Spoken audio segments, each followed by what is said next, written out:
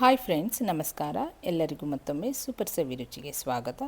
ಇವತ್ತಿನ ದಿನ ನಾನೊಂದು ಬ್ರೇಕ್ಫಾಸ್ಟ್ ರೆಸಿಪಿ ಅಡೆ ದೋಸೆ ಮಾಡ್ತಾ ಇರೋದು.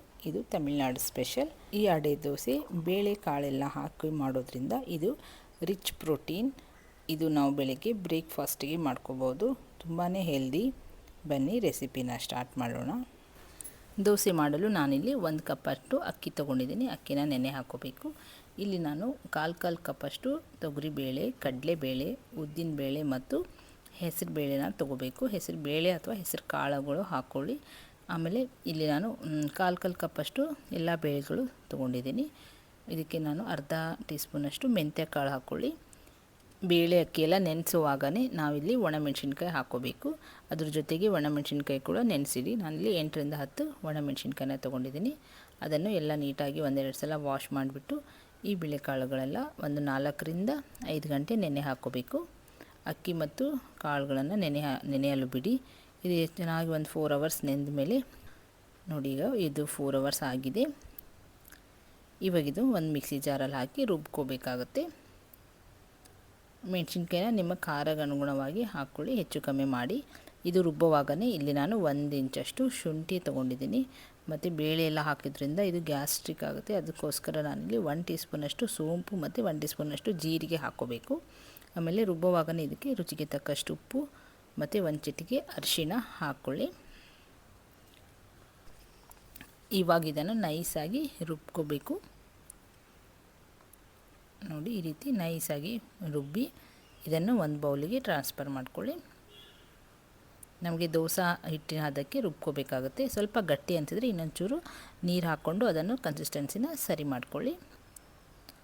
ನಾವು ಇಡ್ಲಿ ದೋಸೆ ಬ್ಯಾಟ್ರಿ ಯಾವ ರೀತಿ ಇರುತ್ತೆ ಆ ರೀತಿ ಇರಬೇಕು. ಇವಾಗ ಇದಕ್ಕೆ ನಾನಿಲ್ಲಿ ಒಗ್ಗರಣೆ ಮಾಡ್ಕೊಳ್ತಾ ಇದ್ದೀನಿ. ಇದಕ್ಕೆ ಜೀರಿಗೆ, ಸಾಸಿವೆ ಮತ್ತು ಸ್ವಲ್ಪ ಕರಿಬೇವು, ಇಂಗು ಹಾಕಿ ಒಗ್ಗರಣೆ ಮಾಡಿ. ಈ ರೀತಿ ಒಗ್ಗರಣೆ ಮಾಡಿ ದೋಸೆ ಮಾಡೋದ್ರಿಂದ ಫ್ಲೇವರು ಚೆನ್ನಾಗಿರುತ್ತೆ. ಮತ್ತು ನಮಗೆ ಈ ಬೇಳೆ ಕಾಳುಗಳೆಲ್ಲ ಇರುತ್ತೆ ನೋಡಿ, ಸ್ವಲ್ಪ ಹಿಂಗೆಲ್ಲ ಹಾಕೋದ್ರಿಂದ ಗ್ಯಾಸ್ಟ್ರಿಕ್ ಸಮಸ್ಯೆ ಬರೋದಿಲ್ಲ. ನೋಡಿ, ಈ ರೀತಿ ಒಗ್ಗರಣೆ ಮಾಡಿಕೊಂಡು ಚೆನ್ನಾಗಿ ಮಿಕ್ಸ್ ಮಾಡಿ ಹಿಟ್ಟಿಗೆ. ಆಮೇಲೆ ಇದು ನೆನೆಸಿಡೋ ಅಗತ್ಯ ಇಲ್ಲ. ಈಗ ನೋಡಿದ್ದೆ ಡೈರೆಕ್ಟ್ ನಾವು ರುಬ್ಬಿದ ತಕ್ಷಣವೇ ದೋಸೆನ ಮಾಡ್ಕೋಬೋದು. ಇದು ಫರ್ಮೆಂಟೇಷನ್ ಮಾಡೋ ಥರ ಏನಿಲ್ಲ. ನಾವು ಬೇಳೆ ಹಾಕಿ ಬೆಳಗ್ಗೆ ನೆನೆಸಿಕೊಂಡ್ರೆ ಸಾಯಂಕಾಲ ನೈಟ್ಗೂ ಡಿನ್ನರ್ಗೂ ಮಾಡ್ಕೋಬೋದು. ಅಥವಾ ರಾತ್ರಿ ನೀವು ನೆನೆ ಹಾಕಿ ಬೆಳಗ್ಗೆ ರುಬ್ಬಿ ತಕ್ಷಣವೇ ದೋಸೆನ ಮಾಡ್ಕೋಬೋದು.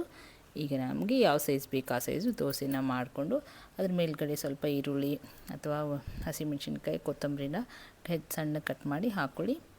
ಬೇಕಿದ್ರೆ ಕ್ಯಾರೆಟು, ಕ್ಯಾಪ್ಸಿಕಮ್ಮು ಹಾಕೋಬೋದು.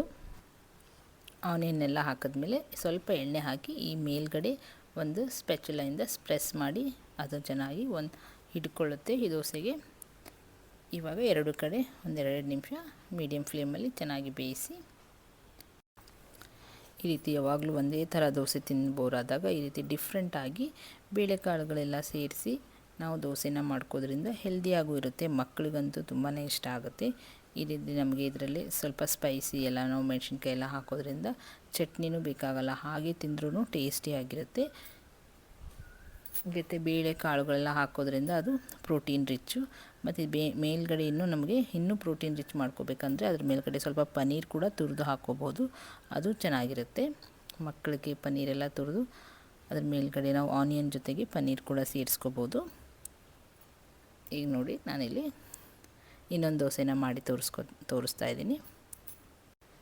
ಈ ದೋಸೆಗೆ ನಾನು ತೋರಿಸಿರೋ ಮೆಜರ್ಮೆಂಟು ಕರೆಕ್ಟಾಗಿ ನೀವು ಕಾಲು ಕಪ್ ಹಾಕೋದ್ರಿಂದ ಅದು ಗಟ್ಟಿನೂ ಆಗೋದಿಲ್ಲ, ಸಾಫ್ಟಾಗೂ ಇರುತ್ತೆ. ಇದು ಬಿಸಿ ಎಲ್ಲ ತಣ್ಣಗಾದ್ಮೇಲೂ ಹಾಗೆ ಸಾಫ್ಟಾಗಿ ಇರುತ್ತೆ. ನಾವು ಬೇಳೆ ಸ್ವಲ್ಪ ಜಾಸ್ತಿ ಹಾಕಿ ಮಾಡಿದ್ರೆ ಅದು ಗಟ್ಟಿಯಾಗೋ ಚಾನ್ಸಸ್ ಇರುತ್ತೆ. ಅದಕ್ಕೆ ಕಾಲು ಕಪ್ಪು ಬೇಳೆಗನ್ನ ಹಾಕಿ 1 ಕಪ್ ರೈಸ್ ತೊಗೊಂಡ್ರೆ ಸಾಕು. ಇದು ಕರೆಕ್ಟ್ ಮೆಜರ್ಮೆಂಟು. ನೋಡಿ, ಹೆಲ್ದಿಯಾಗಿರೋ ಅಡೆ ದೋಸೆ ಇವಾಗ ರೆಡಿಯಾಗಿದೆ. ನೀವು ಎಲ್ಲರೂ ಖಂಡಿತವಾಗ್ಲೂ ಒಂದು ಸಲ ಟ್ರೈ ಮಾಡಿ ನೋಡಿ ಫ್ರೆಂಡ್ಸ್, ನಿಮಗೂ ಇಷ್ಟ ಆಗುತ್ತೆ. ನನ್ನ ರೆಸಿಪಿ ಇಷ್ಟ ಆದರೆ ನಿಮ್ಮ ಫ್ಯಾಮಿಲಿ ಫ್ರೆಂಡ್ ಜೊತೆ ನನ್ನ ರೆಸಿಪಿನ ಶೇರ್ ಮಾಡಿ. ಹಾಗೆ ಯಾರೆಲ್ಲ ಇನ್ನೂ ನನ್ನ ಚಾನಲ್ಗೆ ಸಬ್ಸ್ಕ್ರೈಬ್ ಮಾಡಿಲ್ಲ, ಪ್ಲೀಸ್ ಸಬ್ಸ್ಕ್ರೈಬ್ ಮಾಡಿ. ಇಲ್ಲಿವರೆಗೂ ಯಾರೆಲ್ಲ ನನ್ನ ಚಾನಲ್ಗೆ ಸಬ್ಸ್ಕ್ರೈಬ್ ಮಾಡಿದ್ದೀರಾ ಅವರಿಗೆಲ್ಲ ನನ್ನ ಕಡೆಯಿಂದ ಥ್ಯಾಂಕ್ ಯು ಸೋ ಮಚ್. ಹೀಗೆ ಸಪೋರ್ಟ್ ಮಾಡ್ತಾಯಿರಿ. ಹಾಗೆ ರೆಸಿಪಿ ಬಗ್ಗೆ ನಿಮ್ಮ ಅನಿಸಿಕೆ, ಅಭಿಪ್ರಾಯಗಳನ್ನು ಕಮೆಂಟ್ ಮಾಡಿ ತಿಳಿಸಿ. ಈ ಅಡೆ ದೋಸೆಗೆ ಬೆಸ್ಟ್ ಕಾಂಬಿನೇಷನ್ ತೆಂಗಿನಕಾಯಿ ಚಟ್ನಿ ಅಥವಾ ಬೆಳ್ಳುಳ್ಳಿ ಚಟ್ನಿ. ಈ ತೆಂಗಿನಕಾಯಿ ಬೆಳ್ಳುಳ್ಳಿ ಚಟ್ನಿ ಜೊತೆ ಸರ್ವ್ ಮಾಡಿ, ಸೂಪರಾಗಿರುತ್ತೆ.